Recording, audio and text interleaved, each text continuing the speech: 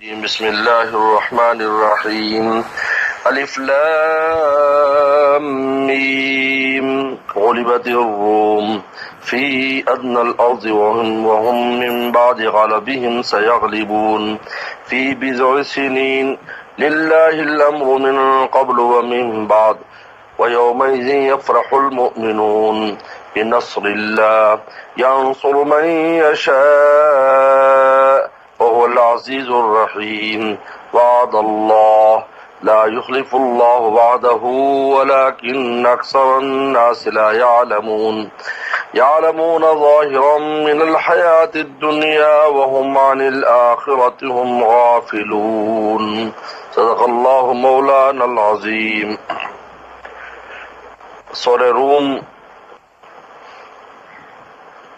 یہ مکی سورت ہے اور اس میں ایک عظیم الشان پیشن گوئی دی ہے جو قرآن اور کی حقانیت اور پیغمبر اسلام کی حقانیت کی واضح دلیل ہے۔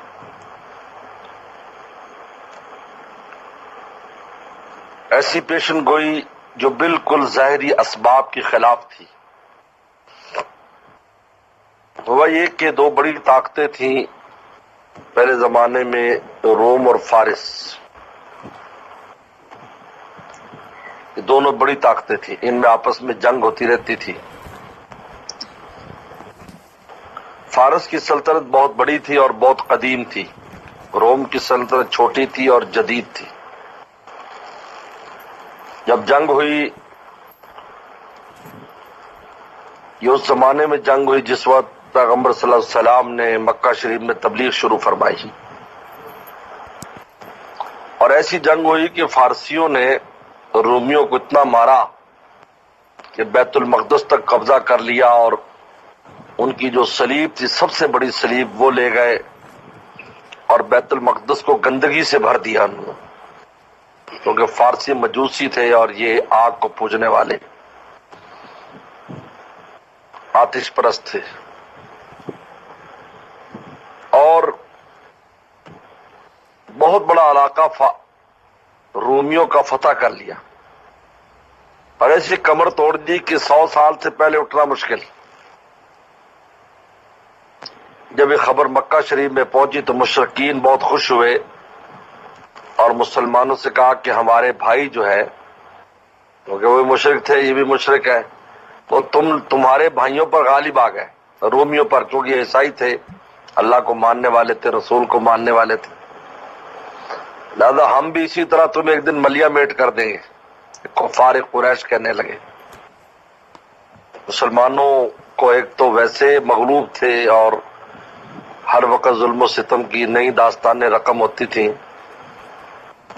اور اوپر سے یہ خبر، رومی جو بظاہر اللہ کا نام لینے والے تھے اور نبیوں کو ماننے والے تھے، ایک مذہب رکھتے تھے آسمانی، ان کی اس قدر ایسی شکست کہ ان کے قلب پر جا کر انہوں نے قبضہ کر لیا، بیت المقدس، شام تک پہنچ گئے، اور عرب میں جتنے علاقے ان کے زیر سایہ تھے رومیوں کے، وہ بھی سب ایرانیوں کے زیر سایہ ہو گئے۔ بصرہ، عزرعات، یہ بالکل عرب کے قریب علاقے تھے، ان پر ان کا قبضہ ہو گیا۔ عین اس وقت یہ صورت نازل ہوئی جس میں اللہ تعالیٰ نے پیشن گوئی دی کہ ان قریب یہ رومی دوبارہ غالب آئیں گے اور اتنی مدت میں آئیں گے، یعنی مدت بھی بتا دی۔ تو اس پر بہت مذاق اڑایا، اس سورت کے اترنے پر مکہ والوں نے، کفار نے بہت مذاق اڑایا کہ یہ ممکن ہی نہیں ہے۔ سیدنا صدیق رضی اللہ عنہ کے ساتھ شرطیں لگا لی، اور ان کو قرآن پر ایسا یقین تو ہونے کا کہ لگاؤ شرط، 100 اونٹوں کی شرط لگی۔ اس وقت شرط کے احکام نہیں اترے تھے کہ اگر پیشن گوئی پوری نہ ہوئی تو 100 اونٹ میں دوں گا، پوری ہوگی تو 100 اونٹ تمہیں دینے ہو گیا۔ اور یہ مدت بضع سنین کہا کہ بضع کہتے 3 سے 9 سال کے اندر دوبارہ رومی غالب آ جائیں گے، 3 سے 9 سال۔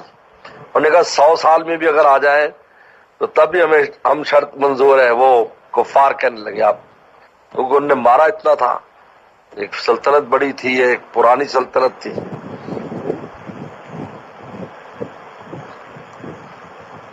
5 سال کی مدت لگا دی حضرت صدیق اکبر رضی اللہ تعالیٰ نے کہ 5 سال میں یہ پیشن گوئی پوری ہوگی کہ رومی غالب آ جائیں گے. تو رسول اللہ سے آ کر مشورہ کیا تو آپ نے فرمایا کہ 9 سال لگا دو، کیونکہ بزا کا آخری حد 9 ہے. ان دوبارہ گئے تو ان کا کوئی پرواہ نہیں، 9 بھی کچھ نہیں ہے. بس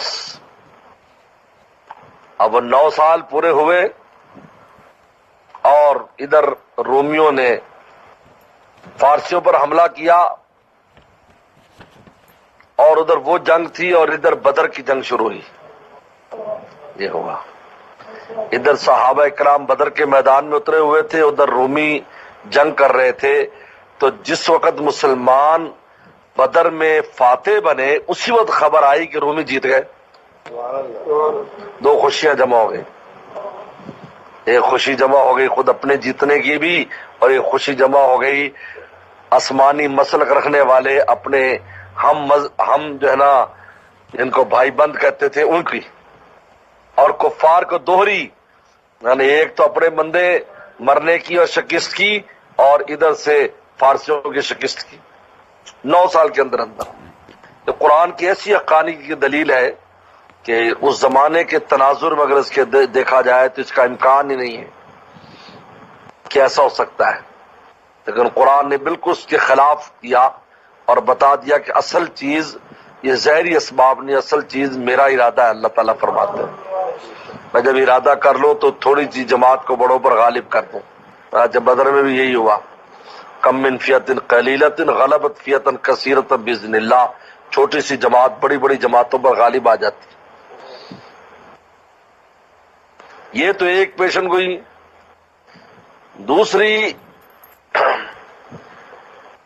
اللہ تعالیٰ نے یہاں پر ان آیات مبارکہ میں دوسری قرات آتی ہے. دیکھو قرآن مجید کی جو قراتیں ہیں، ان قراتوں کے اندر بھی الگ الگ احکام اور الگ الگ بشارتیں ہوتی ہیں. اب دوسری جو قرات اس کی ہے جو میں جس پر بعد میں پڑھتے ہوئے بحث کرتا ہوں، اس قرات کے اعتبار سے پھر رومیوں کے مغلوب ہونے کا ذکر ہے اور وہ مسلمانوں کے ہاتھوں. اور وہی ہوا کہ 15 سال کے اندر اندر ایک صحابی، ایک تابعی کے والد کہتے ہیں کہ میں نے 3 واقعے صرف 15 سال میں دیکھے. 3 واقعے صرف 15 سال میں، کہ میں نے ان 15 سالوں میں رومیوں کو مغلوب ہوتے دیکھا، اور پھر رومیوں کو غالب ہوتے دیکھا، اور پھر مسلمانوں کے ہاتھ روم اور فارس سارا فتح ہوتے دیکھا. صرف 15 سال کی مدت، اتنی بڑی مدت نہیں ہے. 15 سال میں بالکل صفایا ہو گیا پورے عالم سے، مسلمان ہی مسلمان، نہ فارس رہا نہ روم رہا، کوئی بھی نہ رہا، مسلمان سب. اور وہ مسلمان جو بالکل یعنی جس کے بارے میں عقل و فہم اور اس کے بارے میں تبصرہ نگار اور جس کے بارے میں عقلا کہتے تھے یہ کمزور، یہ درویش، ان کو کوئی چھوٹی سی جگہ پر ان کی سلطنت قائم ہو جائے تو غنیمت ہے.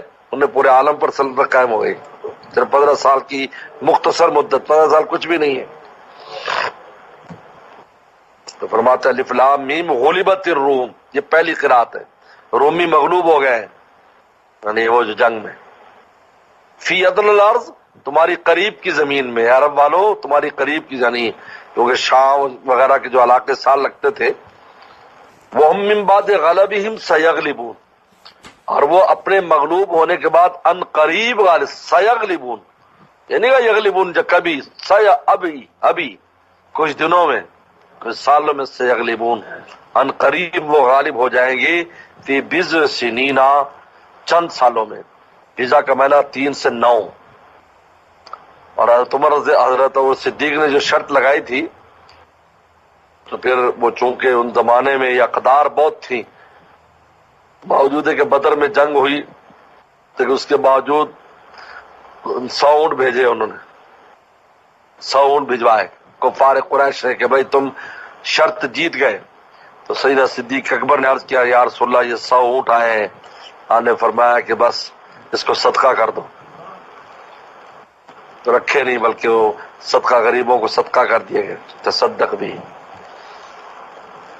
آپ نے اس کو استعمال کی جائے نہیں فرمایا، تصدق بھی اس کا صدقہ کر دو. لہذا ایسا کوئی مشکوک اور شبہ والی چیز کو صدقہ کر دو، بس اپنے استعمال میں نہ لاؤ. یہ ایک قرات ہے. غلبت الروم. دوسری قرات ہے غلبت الروم، رومی غالب آئیں گے، غالب آ گئے. فی الارض، تمہاری قریبی زمین میں، وہم من بعد غلبہم سیغلبون، اور وہ اس غلبے کے بعد ان قریب مغلوب ہو جائیں گے. یہ پھر اب حضرت عمر رضی اللہ عنہ کے زمانے میں ہوا. تو پہلی قرات کی جو پیشن گوئی اور رسول اللہ کے زمانے میں پوری ہوئی، اور دوسری قرات کی پیشن گوئی خلفائے راشدین کے زمانے میں پوری. میں بتایا کچھ صحابی کے حوالے سے کہ تینوں واقعات 15 سال میں فرماتے میں نے دیکھے. اب اللہ تعالیٰ اصل بات پر للہ الامر من قبل و بعد، اللہ ہی کا حکم چلتا ہے پہلے بھی اور بعد میں. تب اللہ کا اصل چیز اللہ کا حکم ہے، یہ اسباب نہیں ہے. ہمارا حکم چاہیے، ہم جس کو کہیں گے بھئی یہ جیتنا ہے تو یہ جیتے گا. وَيَوْمَئِذٍ يَفْرَحُ الْمُؤْمِنُونَ، اور اس دن ایمان والے خوش ہوں گے بِنَصْرِ اللَّهِ، اللہ کی مدد سے. یعنی جس دن یہ غلبہ حاصل ہوگا رومیوں کو، ایمان والے خوش ہوں گے.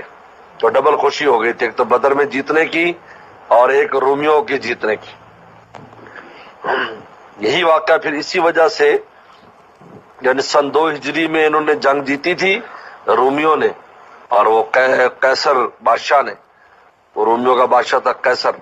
تو پھر اس کے بعد انتظام کرتے، پھر اس نے یہ منت مانی تھی کہ اگر میں جیت جاؤں گا تو میں اپنے دار خلافہ سے پیدل چل کر بیت المقدس جاؤں گا شکرانے کے لیے، وہاں جا کر شکرانہ ادا کروں گا، کیونکہ ان کا قبلہ بیت المقدس تھا. تو یہ حمص عراق میں ہے، وہاں سے پھر پیدل اس نے سفر کیا. قالین بچھائے جاتے تھے اور بادشاہ پیدل چلتا تھا، پھر کیمپ لگائے جاتے، پھر آرام کرتا، پھر چلتا چلتا پتہ نہیں کب پہنچا. لیکن جب یہ پہنچا تو سن 7 ہجری تھا، کیونکہ پہلے کچھ انتظامات کچھ سال کیے. جب وہ پکا ہو گیا سن 7 ہجری کو یہ بیت المقدس پہنچا، سن 7 ہجری میں. اور ادھر رسول اللہ کا خط دہیا قلبی کے ذریعے وہاں پہنچا، جس میں آپ نے قیصر کو دعوت دی اسلام کی. یہ میں کہا کرتا ہوں کہ اگر رسول اللہ خطوط نہ لکھتے آج اس پر بحث ہوتی کہ اسلام عالمگیر مذہب ہے یا نہیں.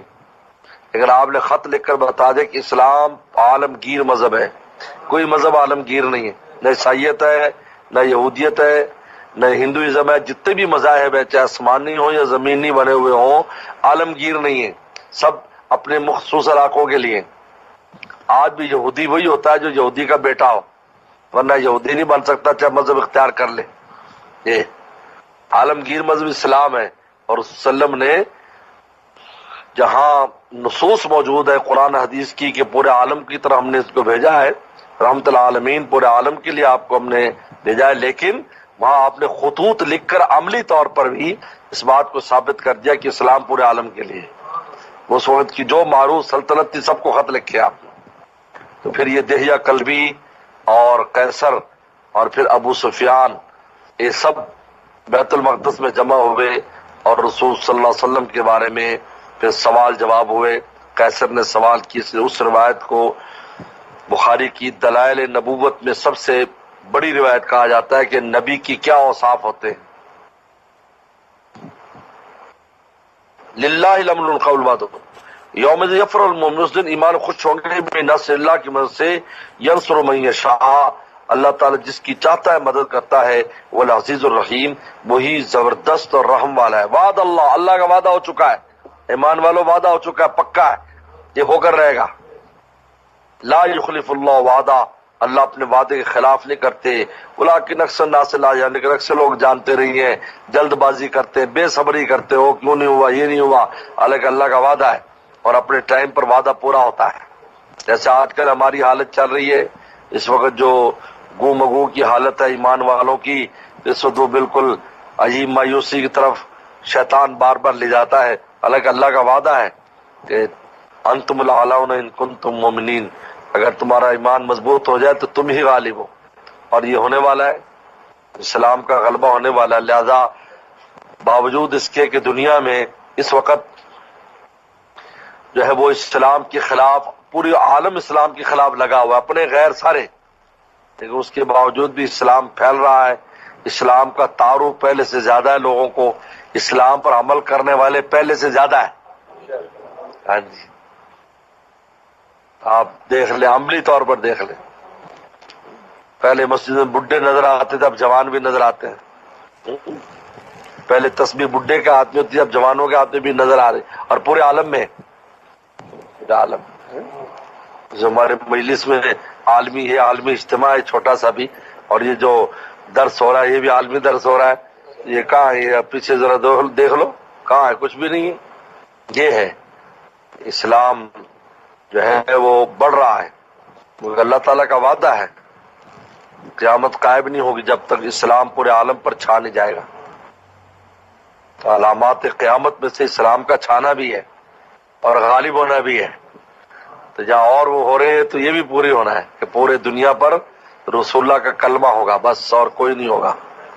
اور اس کے بعد پھر جب مغلوبیت ہوگی اور تو اس کے بعد ایمان والے چلے جائیں گے، خالی کافر رہ جائیں گے، تو ان پر قیامت قائم ہو جائے گی۔ یعنی قیامت کا منظر کوئی مومن نہیں دیکھے گا، مومن پہلے ہی اللہ تعالیٰ کی جناب میں پہنچ چکے ہوں گے۔ یہ منظر صرف کفار کو دکھایا جائے گا، ہولناکیاں۔ یعلمون ظاہر من الحیات دنیا، اب اللہ نے اصل بات بتائی جو آج لوگوں کا مرض بھی ہے کہ وہ جانتے ہیں دنیا کی زندگی کے ظاہری چیزوں کو جانتے ہیں، ظاہر حیات دنیا، کہ دنیا میں کیسے، اور دنیا کے رہنے کے قرینے، اور دنیا کی آباد کاری، اور دنیا بس دنیا ہے، وہ اس کو جانتے ہیں، حقیقت سے واقف نہیں ہے۔ وہ اسباب کو دیکھتے ہیں کہ یہ کیسے ہو سکتا ہے، تو جب کفار نے اسباب کو دیکھا اور کہا کہ یہ غلبہ ہو ہی نہیں سکتا، دوبارہ غالب آ ہی نہیں سکتے، 100 سال میں نہیں آ سکتے، لیکن وہم عن الآخرۃ ہم غافلون، اور وہ آخرت سے غافل ہیں، حقیقت سے غافل ہیں۔ اور آج بھی یہ ہے کہ لوگ ظاہر دنیا کی باتیں جانتے ہو، تقریریں کرا لو دنیا کے بارے میں، اور کہو گے بھی آخرت کا کیا ہے، آگے کا کیا بنے گا تمہارا، تو کچھ بات کرنے کا کچھ بھی نہیں ہے، کیا ہے کیا نہیں۔ ہمارے دوست انگلینڈ سے آ رہے تھے، انہوں نے بتایا تھا، حاجی زبیر صاحب نے خود بتایا کہ وہ جہاز میں بیٹھے ہیں تو ایک صاحب ساتھ بیٹھے، 8 گھنٹے کا سفر ہے پاکستان کا، تو وہ بات ہی نہیں کر رہا ہے، موڑ کر بیٹھا ہے، کیونکہ ماشاء اللہ نے داڑھی رکھی ہوئی ہے، اور تو پورا جب گھنٹہ کو رہ گیا پاکستان پہنچنے میں تو پھر تھوڑی سی گپ شپ شروع ہوئی، تو نے بتایا بھی میں تو کبھی بھی ایسے علماء کے ساتھ، مولویوں کے ساتھ، دیندار میں کبھی نہیں بیٹھا، میں تو اونچا ایک طبقہ ہے اس میں بیٹھتا ہوں جو اپنے آپ کو اونچا سمجھتا ہے، لیکن اونچا نہیں ہے، بالکل الٹی والی بات ہے۔ جو الٹ ہو تو وہ بھی کہتا ہے جو نیچے سے فرسٹ بھی آتے ہیں نا لوگ، اوپر سے فرسٹ آتے، نیچے سے بھی فرسٹ آتے ہیں، ہے نا، نیچے سے فرسٹ۔ تو جب بات چیت ہوئی، خیر بھائی صاحب نے ان کو 2-3 باتیں کی، انہوں نے کہا بھی آپ اپنی لائف کے بارے میں آپ نے کبھی سوچا ہے کہ آپ کیا کر رہے ہو، کہاں جانا ہے آپ؟ تو چند باتوں سے بالکل رونگٹے کھڑے ہو گئے اس کے کہ ہیں یہ کیا ہے۔ پھر تو حاجی صاحب کی سنی، بس یار اب تم آپ ہی سناؤ مجھے جو سنانا ہے۔ یعلمون ظاہر الحیات دنیا، دنیا کے ظاہر اس کو جانتے، اس لیے کبھی بھی ان باتوں سے مغلوب نہیں ہونا چاہیے، حقیقت سے وہ دنیا کی وہ جانتے ہیں۔ ہم الآخرۃ ہم غافل، آخرت سے غافل ہے، یعنی اس کا مطلب ہے کہ جو آدمی آخرت سے غافل ہے وہ دنیا کی کسی بھی مقام پر پہنچ جائے اس کی کوئی حیثیت نہیں ہے، یہ قرآن کہہ رہا ہے، کیونکہ اصل اللہ کا حکم ہے، اس کے پیچھے اللہ کا حکم ہے، ظاہر کچھ بھی ہو۔ چنانچہ ہم ہمارے اپنی زندگی میں ہم نے دیکھا کہ بہت سی قوتیں، طاقتیں جو عقل و فہم کے اعتبار سے یہ ہوتا تھا کہ ان کو کوئی مغلوب نہیں کر سکتا، لیکن ہماری آنکھوں کے سامنے مغلوب ہو گئی، نام و نشان مٹ گئے۔ اس لیے یہ سورت جو ہے اور یہ پیشن گوئی اسلام کی حقانیت کی بہت بڑی دلیل ہے۔